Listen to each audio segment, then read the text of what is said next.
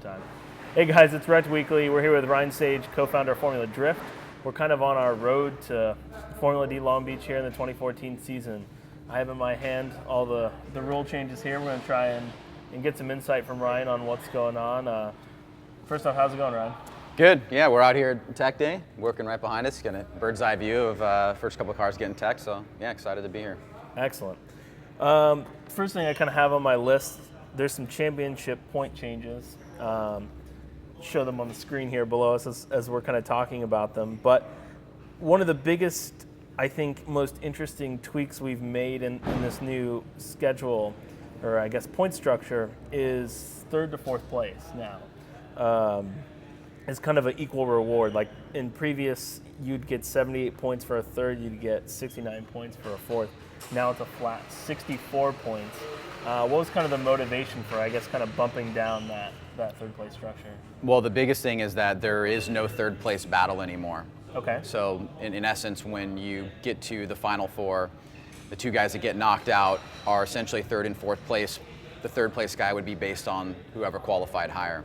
So the model behind that was what we were seeing in other sports, and also in the efficiency of trying to get the show to maintain a very kind of consistent energy level throughout the entire show. And what we found is that time and time again, the third place battle with the tire change and everything else that needs to transpire just really kind of kills the energy and then takes away from the final. And since a lot of other motorsports are not really doing it anyways, it made sense for us just to kind of eliminate that. Third and fourth place would be done after the final four, and obviously because of that, a point structure can't be awarded different for the third place guy rather than the fourth place guy. It'll just be based on the qualifying order. Excellent. Do you feel like, was there any intention on maybe trying to put more focus on qualifying at that point? Like, do you think there's going to be people who will go in saying like, oh, I need to qualify better because if I do make it to third, I mean, because it's kind of tricky, like, if you're one of the better drivers that can be expected to make it that far, you know that you've got to qualify better than the other guy, or it's a difference of, I mean, even though the points are the same, I mean, obviously I think every driver wants to be on the podium, hold up a trophy. Is that kind of something that's intended to kind of make qualifying more interesting or important? Not in its entirety. I think if you read the sporting regulations from beginning to end and you see all the things that we've changed, what you might come away with is the idea that what we're trying to do is really focus more on the show aspect of things. Okay. You know, if you look at the judging, if you look at the flow and the run of show, we are trying to take the energy level higher. And one of the things that we noticed last year is that we got so caught up in the minutia of all the technical aspects of judging and procedural things that it felt like that it actually detracted from the show. And for me, as an event producer, you try to find a very happy medium between trying to have the best possible competition for the drivers and the best possible show for the fans. And I feel like in some sense you could make the argument that we sacrificed a little bit of show for the fans last year, even though the drifting was at an all-time high. Mm-hmm. So the point is that it's not necessarily, your question is not necessarily related to, are we trying to put more emphasis on qualifying? No, not really. It's more about emphasis on the show overall. Excellent. One of the other big changes that I noticed going through the rule book was protests are kind of a little bit different in that, you know, protesting was a big topic last year, and I thought a lot about it before we met here, and it's like, you know, I think as a whole, like, personally, me, you know, not speaking for anyone other than myself, is that I really hate any form of retroactive judging. In any sport, I think it's like, you know, at the end of the day, it's like I would rather see someone make a decision, and whether the decision be right or wrong, that's the decision that was made in the heat of the moment, and we can learn and try and change something later to fix the problem. And I think the whole protest thing really came to a hedge, or I guess a cliff point in Texas, you know, with all those. So from what I understand now, you can't protest before the grade 8. Right. I guess why that change? What's the reasoning behind that? Well, I mean, you've heard me say this before. Like, I'm with you. I'm against all retroactive punishments or judging or things like that. And I'm against protesting in general, just based off of my experience of what we experience in our sport. Yeah, You know, I do think that there is some applicability to getting the right call in sports like the NFL, where you have this great technology where you can actually go see if the ball broke the plane and things like that.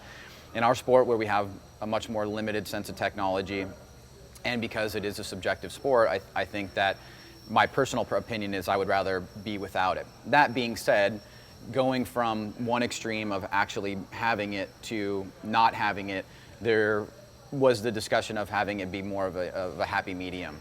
But I'll tell you that the protests that come about, if they do this year through drivers or through their driver's management or whoever protests for somebody, it's going to be a lot harder for it to see the light of day unless it's something that's very, very clearly able to be shown and seen.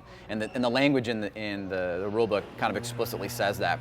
We've also created a barrier between all of the stewards that would beforehand would see these protests, so that the show could continue to go on as the protests are being evaluated.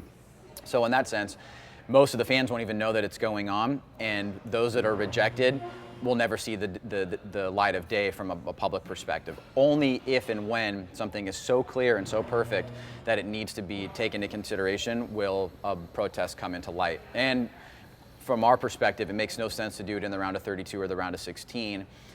We decided to do it where it gets real serious into the Great Eight, where calls make much more of a significance when you're talking about a championship. Not to diminish the guys that get knocked out in 32 or 16, but for the sake of the show and for us to be able to move forward with a presentation that we're happy with, the Great Eight is kind of like a happy medium.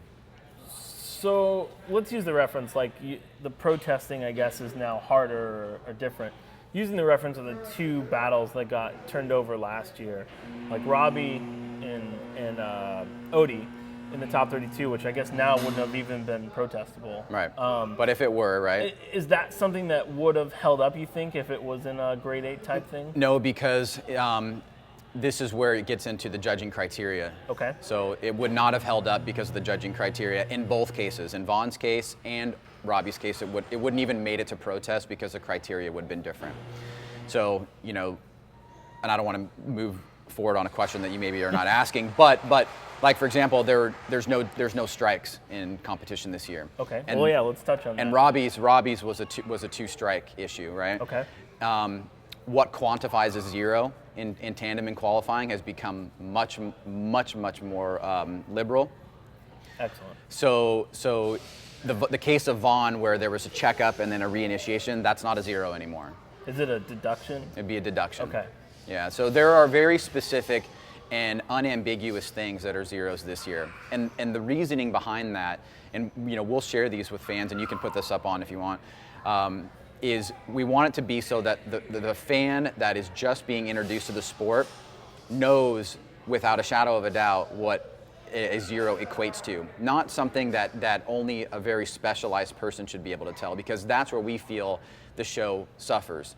If you have 50% of your fans walking away shaking their heads being like, I just don't really understand what transpired, I feel like that is us not doing the proper job in communicating things and getting so detailed and into the nitty-gritty that we did last year, because we were trying to service the needs of a specific group of drivers in the series. Felt like we moved backwards rather than forwards. And at the end of the day, you know, we feel like our sport is a show. And yes, it should be able to have an accountability for drivers, but at the same time, you're going to win some, you're going to lose some, right. You're going to get some bad calls, everybody's going to get some bad calls, but it should be focused on making the best possible drifting that we can. Now, do you guys anticipate with some of these rule changes, I guess kind of reducing the strike system and all these things, do you think that the level of driving will change this season?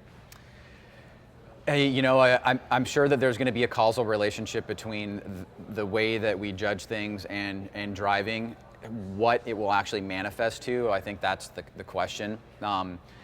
I feel that in some sense there are certain things that we pulled back on, like for example with the two strikes, that will make the driving better, because it'll tell drivers, hey, look, you know, I mean, how many times did we have last year where, you know, you had one strike for a guy dropping a tire and then at the same time hitting an inside clip, and then that run's done. He might have ran the most perfect run, but on the last inside clip before he exited the course, he dropped a tire and hit a clip and zeroed out. Yeah, like that, like Matt Field at Irwindale's a good one. Exactly, Yeah, right? yeah. So for us, it's like, okay, cool, I get that we're trying to be clear on the criteria in the 2013 model, but some of the consequences of that is that you have runs like that in all other cases would have been fine, that become zeros.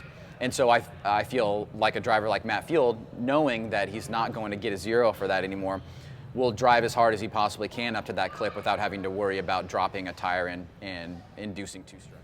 So looking at the change in, I guess, kind of the judging criteria, we're not going back to Palm Beach, so there might not be some of those issues. But do you think this new judging criteria would have changed some of those kind of calls and how that stuff went with, like, easiest example is like Forsberg drove kind of past the cone and it fell over for whatever reason. I don't know if we're going to have those situations, I guess, this year with eliminating that track. But I guess would some of those results kind of been changed, do you feel, under this new rule? Oh, sure. It's basically going from a system that says that we're trying to account for every possible thing that could transpire in a drifting competition to now, as a judge, I'm going to evaluate this based on how I think these two drivers drove against each other and who actually outperformed the other driver.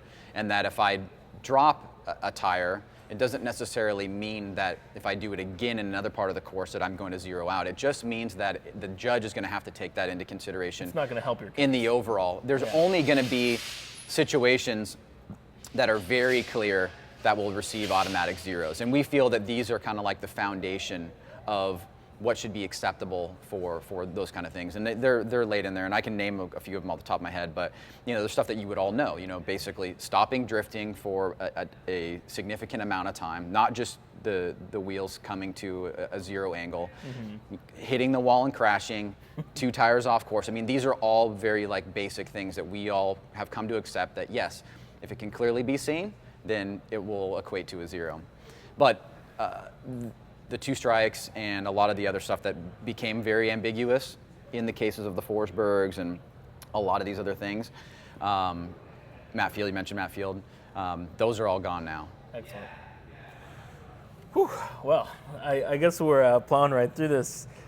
I think the other biggest significant change is qualifying.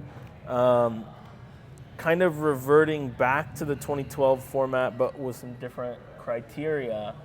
I don't know.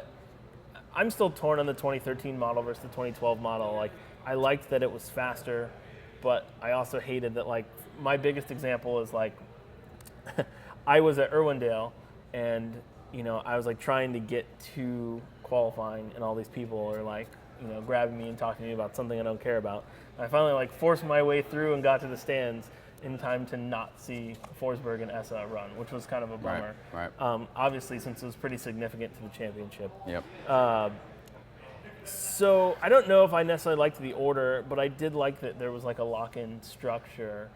I guess why did you guys feel like that kind of didn't work out? Well, and if I get too long-winded, just cut me off. All right. Because qualifying is something what we found, and anybody will find, if you dig into it deep enough and you start peeling back the layers, there really is no perfect system with an ambiguous number of drivers in the series. The fact that we don't have 32 set drivers that could make up a field doesn't allow us to create a qualifying system that would be quote unquote perfect.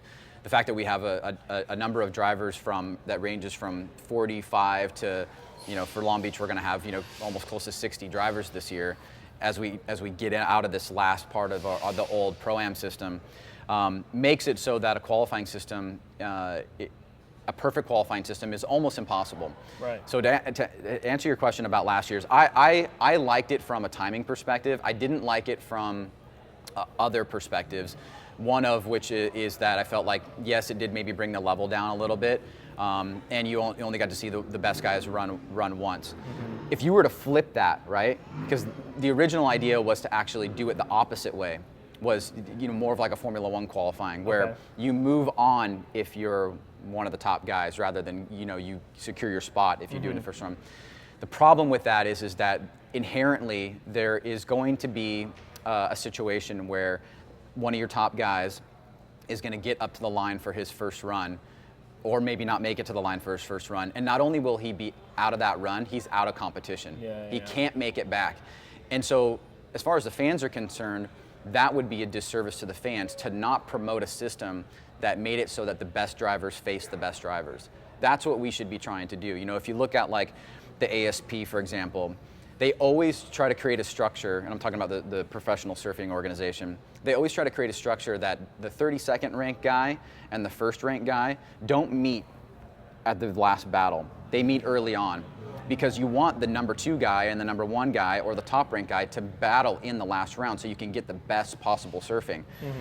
So for us, if top guys were getting knocked out because of mechanicals or because they were tentative on their first run and then they couldn't make it to that second run because they're out of competition altogether, that's the flaw in the reverse of that system. Gotcha. So the last year's system works because if a top guy did mess up, at least he got one more run, right? But what it meant is that it definitely changed the championship point structure. So you ask yourself, okay, well, what do we do? How do we fix this so that we can give the best possible qualifying to the fans and give the drivers the best opportunity to get the best score? And really the only way that we could fix that was to go back to the old system, to give people 2 runs to do it.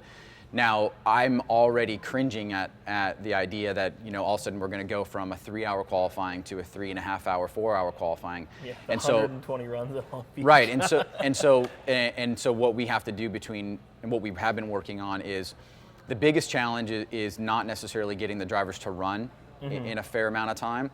The biggest challenge is the accountability that the teams and drivers want from the judges and the data that we store.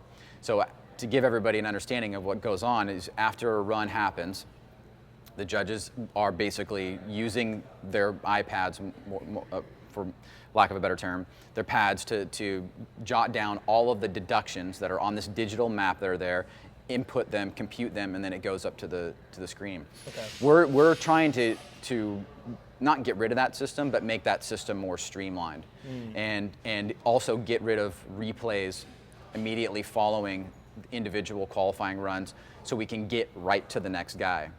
So our method of trying to do that is that the judges will be judging in real time, and as soon as the run ends, the score would be automatic because they're judging in real time. Without having to look down at their pads, we've kind of come up with a way where they can input the scores, check it one time at the end of the run, send, and it goes up. Whereas before it was actually had to be done, you had to double check it, you had to make sure that it was all there, and then you had to send it off, and then it had to go up to graphics. That is what takes a lot of the time, not just necessarily the run. So, you know, in short, yes, there's going to be 2 runs. It should be the best 2 runs from each competitor, and our hope is that we can really streamline that process so it's not a 4-hour qualifying. Long Beach probably will be 4 hours though, it seems like, with just that many drivers. It depends, yeah. I mean, I think Long Beach and Irwindale are always high on the number count, but you know, I feel relatively confident that at least from a procedural standpoint, there should never be downtime. There should always be action and something going on. So at least people are seeing stuff kind of happen. Yeah. Let's look at, I guess, the change to the actual point structure. I'll read through it real quick, and then we should have it on the screen as well.